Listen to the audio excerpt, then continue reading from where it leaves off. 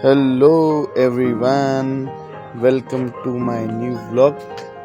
आज चाहिँ शनिबारको दिन, आज बिदाको दिन। यसो मन्दिरतिरको दर्शन गर्नु पर्यो भनेर हामी मन्दिरतिर लाग्यौँ। आज हामी चाहिँ घोराई सहरको धारापानी मन्दिर ठाउँमा गयौँ, हामी दुईजना भएर। अनि आजभन्दा चाहिँ 4 वर्ष पहिला पनि म यो मन्दिरमा चाहिँ आए हो दर्शन गर्नलाई। भगवान शिवको मन्दिर हो यो। हुन त सबै देवी देवता छन् यो मन्दिरमा, चाहिँ शिव मन्दिर चाहिँ प्रख्यात छ यो। अनि 4 वर्ष पहिला आउँदाखेरि चाहिँ त्यस्तो विकास त देखाइँदैन, तर चाहिँ 4 वर्षमा चाहिँ धेरै विकास भइसक्यो रहेछ। धेरै खुसी लाग्यो। हाम्रो सनातनी मन्दिर, सनातनी ठाउँलाई चाहिँ विकास गरेको धेरै खुसी लाग्छ। यस्तै विकास भइरहनु पर्यो। यसो जुवा पटार्दै, हुन त मसिना छन्, धेरै ठुला त छैन, तर त्यसले पनि हल्का गर्दै बुढीले खिचाउन लागेको थिएँ। अनि यसो मन्दिरकै नाम मन्दिरको दाङ घोराई 5 दाङ रहेछ धारापानी। अनि गर्दै यसो भ्लगिङ गर्दै हिँड्दै, मलाई चाहिँ खोइ किन आजकल भ्लगिङ गर्ने मलाई धेरै डर लाग्न लागेको छ। आजकल कहीँ जाने, ठाउँलाई एक्सप्लोर गर्ने, उसलाई हेर्ने, त्यसको सुन्दरता हेर्ने। अनि ठ्याक्क मन्दिरमा आइसकेपछि यहाँ कस्तो राम्रो भ्यू थियो कि, कत्रो ठुलो त्रिशूल छ यहाँ भगवान भोलेनाथको। यो त्रिशूललाई हेर्दै सबैले यहाँ फ्यामिली फोटो खिचिरहनु भएको थियो। बुढी चाहिँ हाँस्दै स्वागत छ मलाई भन्दै हाँस्दै हिँड्दै गरेको। हामीले चाहिँ मन्दिरमा दर्शन गरिसकेका थियौँ। चाहिँ ब्लगिङ चाहिँ पछि सुरु गरे हामीले। मन्दिरको दर्शन गरिसकेपछि, दर्शन गर्दा गर्दै ब्लगिङ गर्ने कुरो पनि भएन। अब दर्शन गरिसकेपछि यसो नेचरको आनन्द लिउन पता। हामीहरू कस्तो राम्रो, मौसम पनि कति सफा थियो, हावा पनि कस्तो मिठो चलिरहेको थियो। अनि यो माताको शङ्खमा माता विराजमान हुनुहुन्छ, त्यहाँको यसो भिडियो गराएर यसो सबैतिरको यसो श्रीमतीजीले यसो घन्टी चाहिँ बजाएर। अनि अब मेरो पालो पनि आइगयो, म पनि यसो भिडियोमा देखिनु पर्यो। ब्लग मात्रै बनाएर त भएन, यसो आफू पनि भिडियोमा देखिनु पर्यो भनेर यसो आयो। अनि सबैतिरको भिडियो बनाउँदै हाँस्दै अनि उ गर्दै रमाइलो गर्दै। अब के गर्ने, अब बाहिर नगइकन रमाइलो पनि हुन्न। बाहिर गएर सबैले, हाम्रो दिदी बहिनीहरू सबै आउनु भएको रहेछ। सबैले फ्यामिली फोटो खिचाइरहनु भएको छ। हाम्रो शिवलिङ्गको भिडियो यो चाहिँ सबै फ्यामिली आएर बसेर गफ गर्दै, फोटो खिचाउँदै, भिडियो गराउँदै। कस्तो राम्रो राम्रो हाम्रो दिदी बहिनीहरू पनि आउनु भएको रहेछ।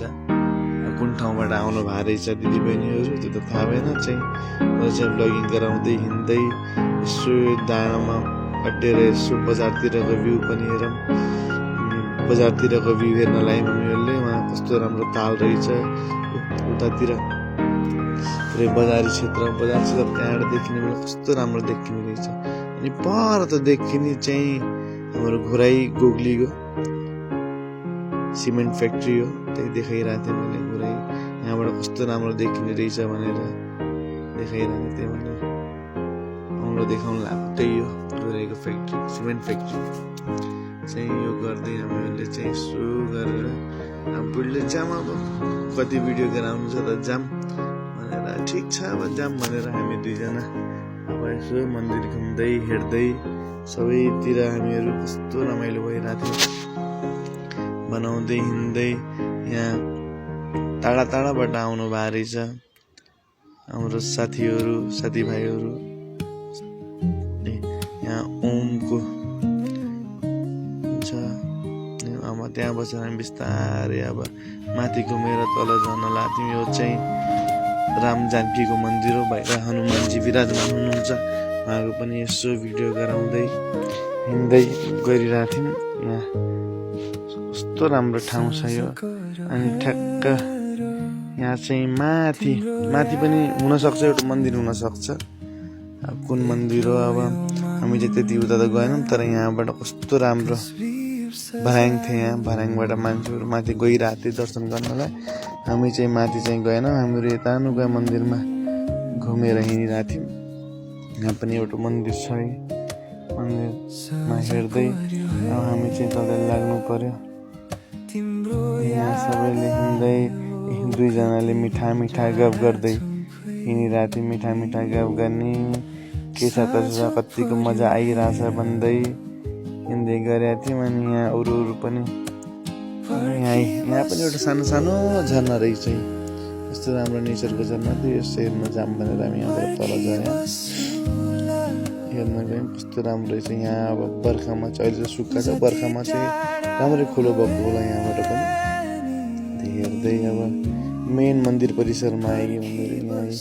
मन्दिरमा आएर यसो मन्दिरतिरको सबै देवी देवताको ठाउँलाई यसो देखाउँदै यो चाहिँ अब हनुमान मन्दिर हो। यतातिर चाहिँ यो चाहिँ भोलेनाथको मन्दिर हो। बाहिर नन्दी महाराज विराजमान हुन्छ। बाहिरको माहौल पनि धेरै राम्रो थियो।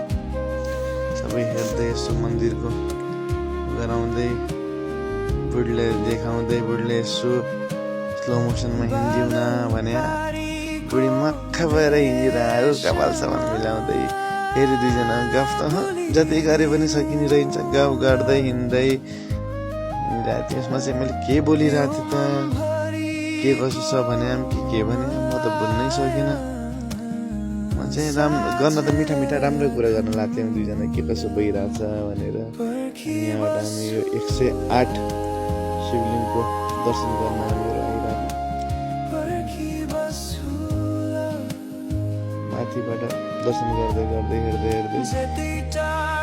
दर्शन 108 शिवलिङको दर्शन गर्नु पनि यो छुट्टै आनन्द हुने रहेछ कि यो चाहिँ मन्दिर भन्ने चाहिँ यस्तो ठाउँ हो कि जहाँ जति पनि हाम्रो मनमा दुःख पीडा कष्ट हुन्छ तिनी यहाँ आएपछि मन हलुको भएर कस्तो आनन्द प्राप्ति हुन्छ। त्यही भएर बेला बेलामा मन्दिर गइरहन्छौँ, दर्शन गरिरहन्छौँ। अब चाहिँ अरू बेला त अब बिहानदेखि साँझसम्म काम गर्नै ठिकै हुन्छ। अब दर्शन गर्ने पनि हुन्न। अब शनिबारको दिन पार्दै हामी जाँदै मन्दिरमा दर्शन गर्दै आउँदै गर्छौँ।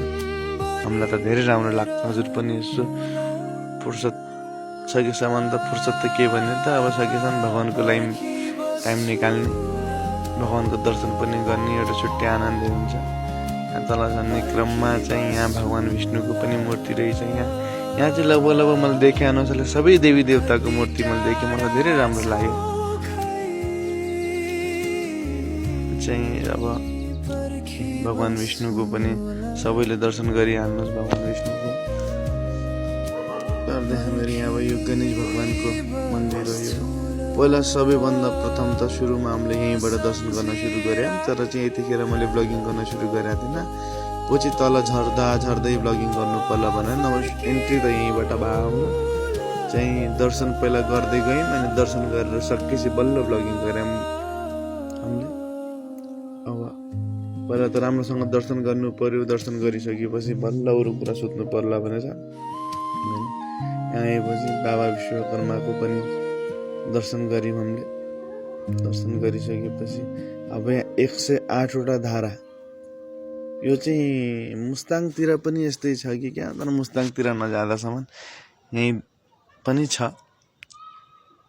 कस्ता राम्रो धारा रहेछन्। बिहान 6 देखि 10 बजीसम्म हुने रहेछ यो।